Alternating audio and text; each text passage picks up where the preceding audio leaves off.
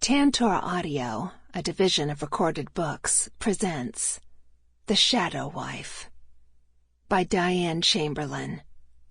Narrated by Arika Rapson. Prologue. Big Sur, California, 1967. The fog was as thick and white as cotton batting, and it hugged the coastline and moved slowly, lazily in the breeze. Anyone unfamiliar with the Cabriel commune in Big Sur would never know there were 12 small cabins dotting the cliffs above the ocean. Fog was nothing unusual here, but for the past 7 days it had not cleared once. Like living inside a cloud, the children said.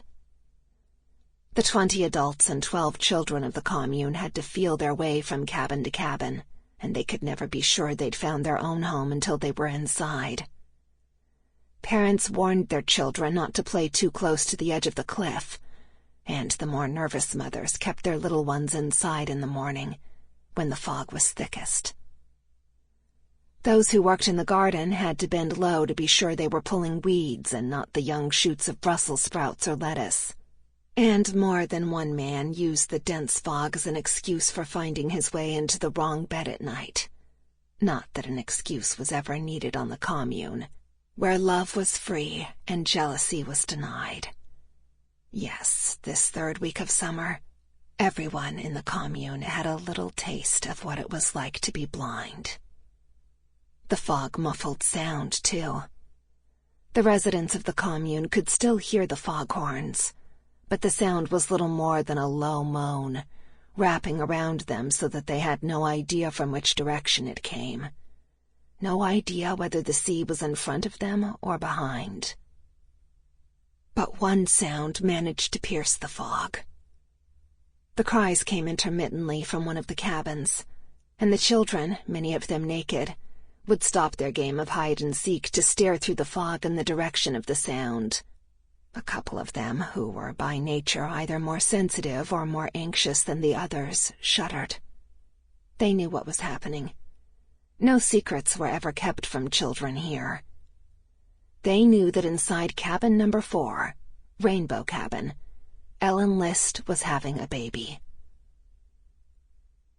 In the small clearing at one side of the cabin, 19-year-old Johnny Angel split firewood. The day was warm despite the fog, and he'd taken off his Big Brother and the holding company sweatshirt and hung it over the railing of the cabin's rickety porch. Felicia, the midwife, was inside with Ellen, boiling string and scissors on the small wood stove, and he told himself they needed more firewood, even though he'd already chopped enough to last a week. Still, he lifted the axe and let it fall, over and over again, mesmerized by the thwack as it hit the logs. Every minute or so he stopped chopping to take a drag from his cigarette, which rested on the cabin railing, and he could feel his heart beating in his bare chest. The hand holding the cigarette trembled, from the strain of chopping wood, he told himself.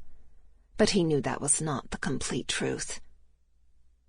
He winced every time a fresh shriek of pain came from the cabin's rear bedroom, and he was quick to pick up the axe again, hoping that the chopping would mask the sound. When would it be over? The labor pains had started in earnest in the middle of the night, and as he and Ellen had planned, he'd run, stumbling in the darkness and the fog, to the Moonglow cabin to awaken Felicia. Felicia had grabbed her bag of birthing paraphernalia and returned with him to Rainbow, and she'd held Ellen's hand, speaking to her in a calming voice. It had shocked him to see Ellen in the glow of the lantern.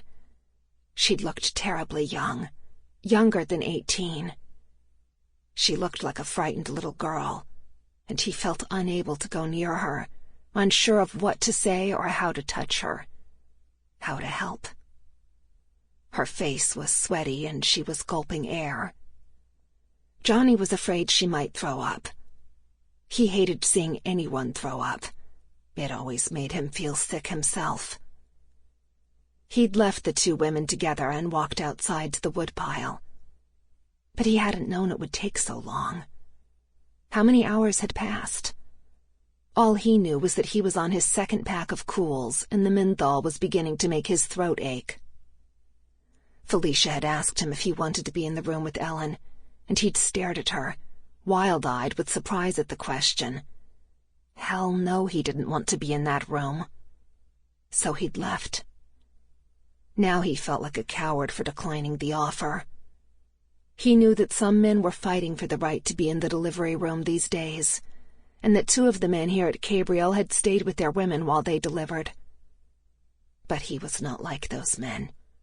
He couldn't imagine being any closer to Ellen's pain and fear than he was right now. Besides, that was no delivery room Ellen was in. She was lying on the old double mattress on the bare floor in the tiny bedroom they had shared for the past 6 months, her butt resting on newspapers, which Felicia claimed were made sterile by the printing process. Felicia was no obstetrician. She was not even a real midwife, merely the mother of 4 kids who were, right now, playing hide-and-seek in the fog. When he and Ellen had first talked about it, the idea of Felicia delivering their baby had sounded fine, even appealing. After all, women used to help other women deliver babies all the time.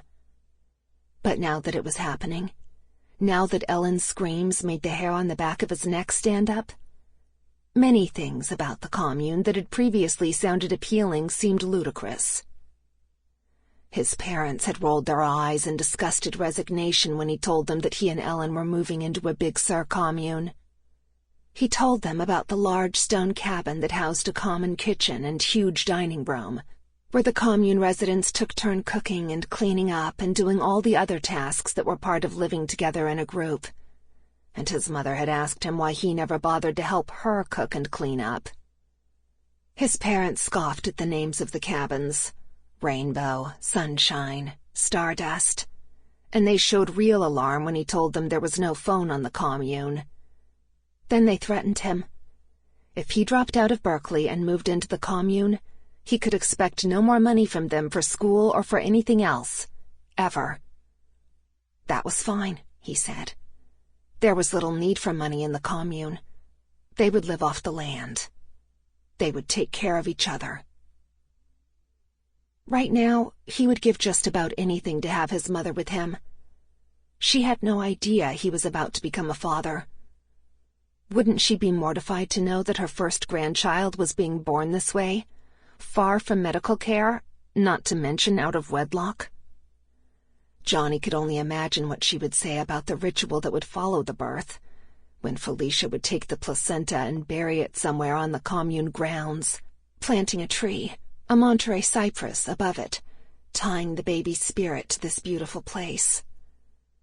Johnny loved the idea, despite the fact that he had not even known what a placenta was before moving here. The 13th child.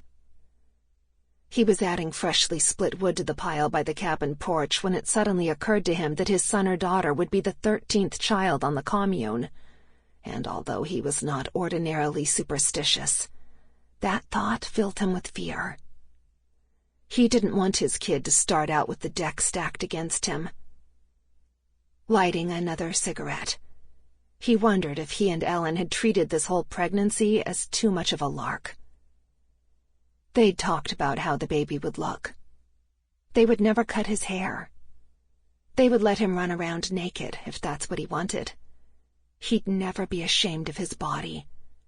He, or she, would grow up here in the Gabriel commune, free of the stifling rules and restraints of the rigid world outside, being taught by other adults who shared their values. They'd discussed names: Shanty Joy if the baby was a girl, and Sky Blue for a boy. He'd imagined his son or daughter one day going to school in the northernmost cabin, where 2 of the women and 1 of the men spent most weekdays teaching the commune's children. It had sounded like the perfect way to live. Now he feared they were playing with fire. Arms aching, he lit another cigarette and sat down on the porch step just as Ellen began to wail, and he squeezed his eyes shut against the sound. Did he love Ellen? She'd looked like a stranger to him when he'd brought Felicia back to the cabin earlier. A young girl, glistening with perspiration, strands of dark hair stringy around her face, her body taking up far more than her share of the mattress.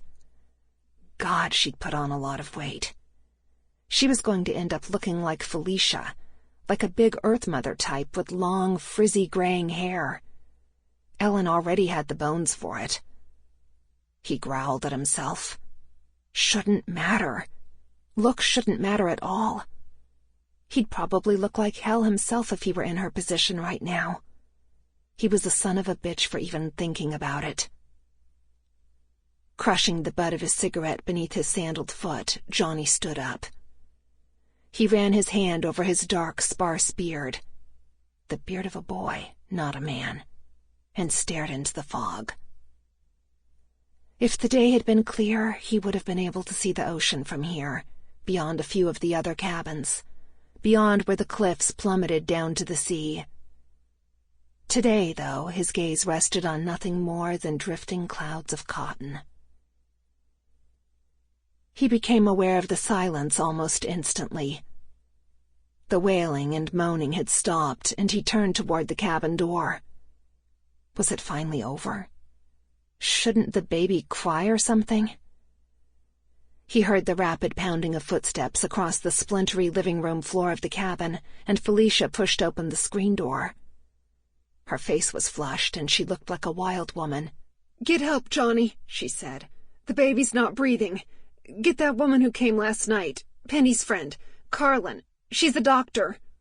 He turned and ran in the direction of Cornflower, Penny's cabin, hoping he'd be able to find it quickly in the fog.